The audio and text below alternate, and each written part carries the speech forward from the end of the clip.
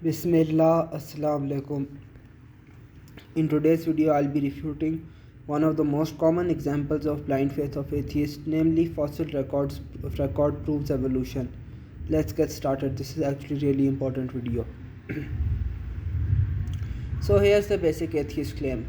According to atheists, the fossil record is the single biggest piece of evidence for evolution. Here's a reference from Why Evolution is True by the liar Jerry Coyne. The fossil record teaches us three things. Firstly, it speaks loudly and eloquently of evolution. The record in the rocks confirms several predictions of evolutionary theory. It doesn't. Gradual change within lineages, this is false. Splitting of lineages and existence of transitional fossils between very different kind of organisms. This rarely happens, very rarely. There is no getting around this evidence, no waving it away. Actually, there is no evidence. Evolution happened in many cases, we see how. In most cases, we don't see how. Second, when we find transitional fossils, they occur in the fossil record precisely where they should. The earliest birds appear after dinosaurs but before modern birds. Actually, this isn't true. Like, there is a massive temporal paradox regarding the time where the earliest birds appear. This is something that is well known in evolutionary biology. We see ancestral whales spanning the gap between their own landlubber ancestors and full modern whales. I'll make a video on this, why this is actually a massive problem for Darwinists. If evolution were not true, fossils would not occur in an order that makes evolutionary sense. They don't. Here's the basic refutation and then I'll get into the references. Firstly, all of that was a lie. I'm not kidding. Once you see the references, you will see why it's a lie. The fossil record is actually the single biggest proof of Darwinian evolution being false. Why? Because Darwinian evolution predicts gradual changes among species and an absolutely massive amount of intermediate species. This is not the case. Abrupt appearance of species in the fossil record without intermediates is the dominant pattern in the fossil record, and this is admitted by mainstream evolutionary biologists and paleontologists. This is, by the way, if anyone's familiar with this topic even a little bit, this is a reason biologists had to come up with punctuated equilibrium. Now, basically, to prove my point here, my argument here is I need to show evolutionary biologists and paleontologists admitting that the fossil record does not support a Darwinian pattern. Let's get started with the references. The first reference is from Stephen Jay Gould. The reference is given here. But the Earth scorns our simplifications and becomes much more interesting in its derision. The history of life, listen to this, is not a continuum of development but a record punctuated by brief, sometimes geologically instantaneous episodes of mass extinction and subsequent diversification. Meaning that all of this is actually quite sudden, it's abrupt, it's not the way Darwin predicted. The geological timescale maps this history of fossils provide our chief criterion in fixing the temporal order of rocks. This is really relevant to this discussion, but the main point is there. It's not continuum, it's not gradual like the way Darwinism predicts. The second reference is from this book. It's actually from this university professor, Jeffrey Schwartz. We are still in the dark about the origin of most major groups of organisms. They appear in the fossil record as Athena did from the head of Zeus, full blown and rearing to go, meaning completely developed, in contradiction to Darwin's depiction of evolution as resulting from gradual accumulation of countless infinitesimally minute variations. Again, another reference from basically this guy is an evolutionist. He's a Darwinist as far as I know, and he's also admitting that the fossil record is not the way Darwinian theory predicts it would be. Here's a third reference from Ernst Meyer. This guy is a major authority in this field. He was until he died. Here's the reference. New species usually appear in the fossil record suddenly, not connected with their ancestors by a series of intermediates. Another evolutionary biologist, mainstream evolutionary biologist, is admitting that the fossil record is abrupt, sudden, It's not gradual the way Darwinian evolution needs it to be. The fourth reference is from these three scientists. The reference is given here. Many species remain virtually unchanged for millions of years, then suddenly disappear to be replaced by a quite different but related form. Moreover, most major groups of animals appear abruptly in the fossil record, fully formed and with no fossils yet discovered that form a transition from their parent group. Again, another reference proving my point. Now, evolutionary biologists actually recognize why this is a problem for Darwinian evolution. They try to hand wave it away, but it doesn't work. Here's the general response from evolutionary biologists. Just because the fossil record has a lot of missing fossils, that does not refute Darwinian evolution. There are other lines of evidences for evolution, such as genetics and embryology. Moreover, the fossil record can be imperfect and incomplete, so this doesn't work as an argument against Darwinian evolution. So, firstly, I think at a bare minimum, you should see that even evolutionary biologists will recognize that this is not an argument for evolution. They try to say that this doesn't refute the Darwinian evolution, but that doesn't work, and I shall get into the reason why. Here's the basic refutation of this response from biologists. Firstly, the fossil record has to be important and has to be taken into account. Why? Because it is the most direct type of evidence of what actually happened with living organisms, right? The bones seem to be they seem to be an empirical direct evidence of what actually happened. I don't think there's any way around this. Secondly, the claim about embryology and genetics, let's deal with that.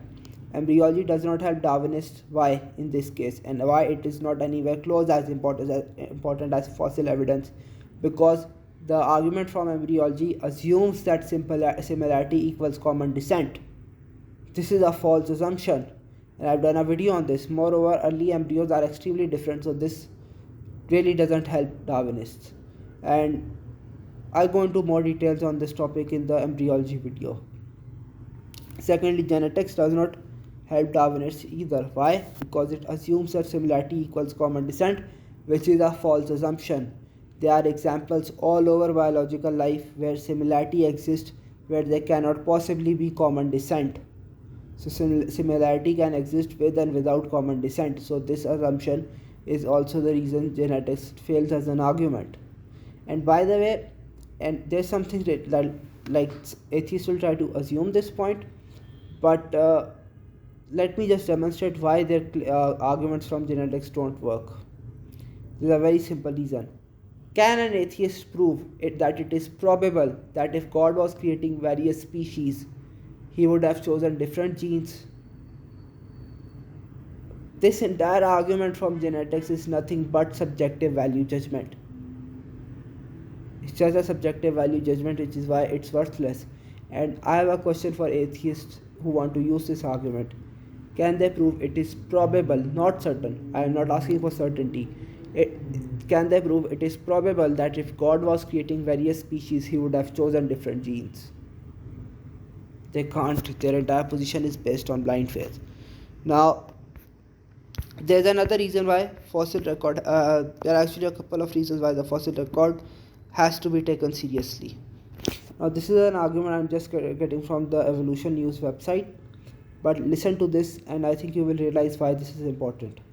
However, such appeals to the incompleteness of the fossil record, which the atheists usually make, are no longer tenable. Intelligent design theorist and philosopher of science Paul Nelson cogently explains why.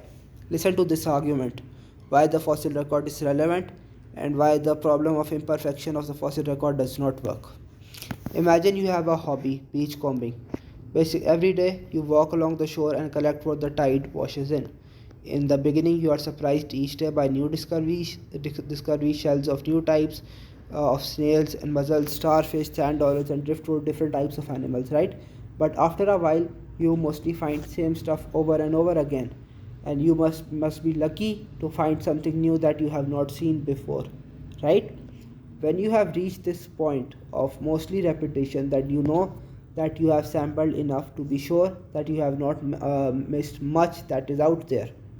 So even if it is not complete, The fossil record can give us the analogy being a very strong indicator of what actually happened in the history of life. The same approach is used by paleontologists for a statistical test of the completeness of the fossil record.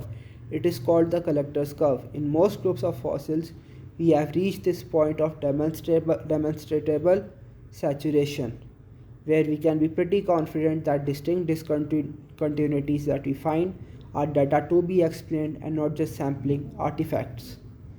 There's another reason why we know this. If gaps and so basically what he's saying here is that if this gap is occurring again and again in various places in different circumstances and this gap is not going away, then it seems to be evidence of absence, right? And it seems to be something that is a feature of the fossil record that needs to be explained, that it's not just something random because it's happening again and again and the problem really isn't going away. There's another reason why we know the gaps in the fossil record are real. If the gaps and discontinuities in the fossil record were just artifacts, they're not real, right? They should more and more dissolve with our increasing knowledge of the fossil record. Think about this. If the gaps and discontinuities in the fossil record are there just because the fossil record is limited, right? The more and more species we find, that gap should diminish. Then the problem with the fossil record should decrease.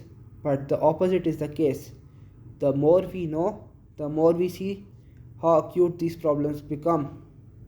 Darwin's doubt basically that species are mainly abrupt did not get smaller over time, but it got bigger.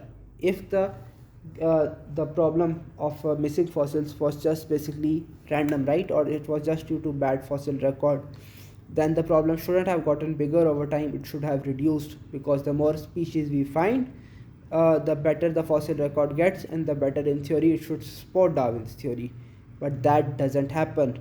The more and more species we discover, the more we discover of the fossil record, the gap becomes bigger and bigger. The problem for Darwinian evolution becomes bigger and bigger. And by the way, evolutionary biologists will recognize this. They will recognize the fossil record is good enough to basically get a picture of the history of life. The first study I'm quoting is from Nature magazine. One study in Nature reported that if scaled to the taxonomic level of family, the past 540 million years of the fossil record provide uniformly good documentation of the life of the past, meaning it should be taken seriously. Another reference, this is from Paleobiology, I think that's the journal. Basically, that journal concludes our view of the history of biological diversity is mature, meaning it can be taken seriously. So even evolutionary biologists are recognizing that the fossil record is good enough to give us a picture of what happened in the history of life. And even more more evolutionary biologists will recognize the point. Niles Eldridge, an evolutionary paleontologist and curator at the American Museum of Natural History, puts it this way with Ian Tattersall.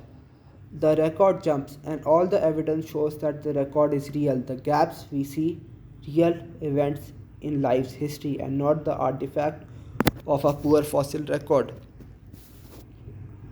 Now let me just tie all of that together, right? This is a major conceptual problem for Darwinian evolution. Why? There are certain supposed transitional species, right? For example, between the mammals and reptiles, and for whale evolution, that are used as evidence for Darwinian evolution happening, right? Now think about this point. Does the existence of these fossils in and of itself prove Darwinian evolution? No. What is implausible about God creating mammals separately, reptiles separately, and something that looks half mammal and half reptile separately? Is there nothing in and of itself, anything in and of itself that is implausible about this? No. Right? This doesn't refute theism. This does not refute separate ancestry. Just because they are similar, right? That doesn't mean they have a common ancestor. I mean, God could have chosen to create mammals separately, reptiles separately, and something that looks like half mammal and half reptile separately. There is no issue with that. If there is an absolute vast majority of transitional fossils are available, right? Then I think you can argue that there is a transition going on here. But if there are very few transitional fossils available, and a lot of the time, most of the time, transitional fossils are simply not there, then I think that is evidence, very strong evidence, that Darwinian evolution didn't take place. Here's the problem for atheists. On Darwinism, you would expect an absolutely massive amount of intermediates, and they aren't anywhere near enough. Absence of evidence is not evidence of absence, but absence of expected evidence is evidence of absence. And if Darwinian evolution is true, we would expect a lot more transition fossils than there are, which is why this is a massive problem for Darwinian evolution, because if these transitional fossils don't exist, then Darwinism's dead. In conclusion, inshallah, I hope you have enjoyed this video. Again, this is something that atheists will commonly use to support. Basically, they will claim that this is evidence for evolution. In reality, this is the single biggest problem for Darwinian evolution, and I think it buries Darwinian evolution. Inshallah, I hope you have enjoyed this video. Till next time, Assalamu alaikum.